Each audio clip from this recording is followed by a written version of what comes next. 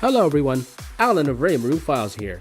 And while some of us might still be running from zombies, dodging missiles, or even swinging keyblades, February is already upon us. And with that, a bunch of new games releasing. There's actually already a bunch I'm looking forward to. So, for this February, which games do I want to play?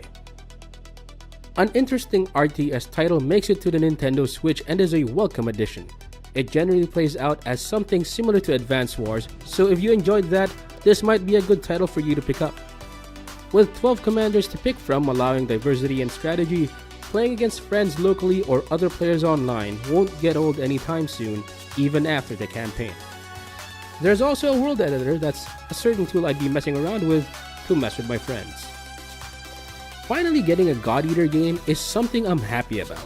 I mean, if you wanted anime-esque Monster Hunter, this takes it to 11. Not only do you get a campaign, but you also have characters around you whose stories you can pursue if you wish.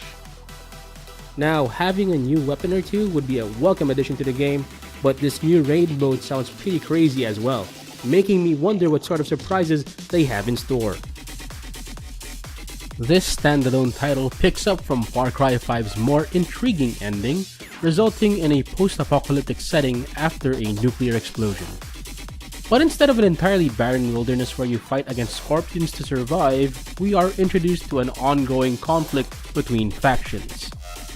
This looks like it's gonna be an interesting cross between Fallout and Borderlands, and I'm all for it. What's more surprising is how this is going to be sold at a cheaper price than many are used to, so if you're not too big on open world games like me, this might be a good way to dip your toe into the genre without it weighing too much on your pocket. In case you didn't notice, I like anime.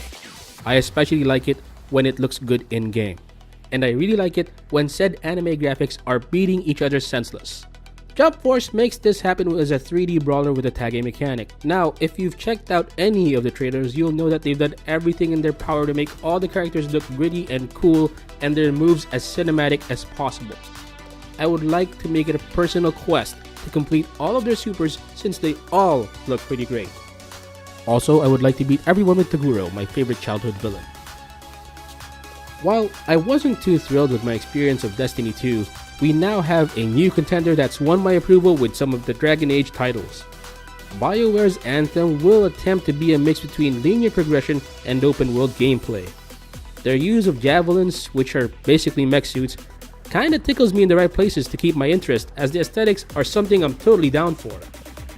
While I do have some reservations for what the beta was, I'd still want to try my hand at being an invincible tank because online is just full of many DPS players. While this may come as a bit of a curveball for some, I do enjoy these kinds of games where you manage a city or a nation. I wouldn't go so far as Civilization because of the R's, that just tends to drain. Anno, on the other hand, is a relatively new title to me, and I can already sense myself wanting to obsessively make beautiful, functional settlements with it so I can sate my inner frustrated civil engineer. Or city planner, maybe?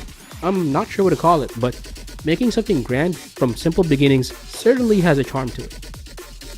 Remilor seems to be a roguelike version of Croiler Sigma, which I suppose is still a pretty obscure reference, so let's just say it's a more fast-paced hack-and-slash combat game that has interesting abilities to mix it up.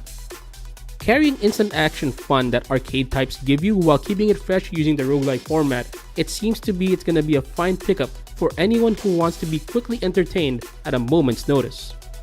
And that's it for the ones I'm looking forward to. Of course, those aren't the only ones releasing. So here's a bunch more, and we're listing them down, the other games releasing for the month of February. Are there any other ones you're looking forward to? Let us know because we certainly want to know which games matter to you. If you like this video, do drop us a like as that helps us a lot. If you'd like to check out our other content, you can see more videos at our YouTube channel and our articles at the site raymarufiles.com.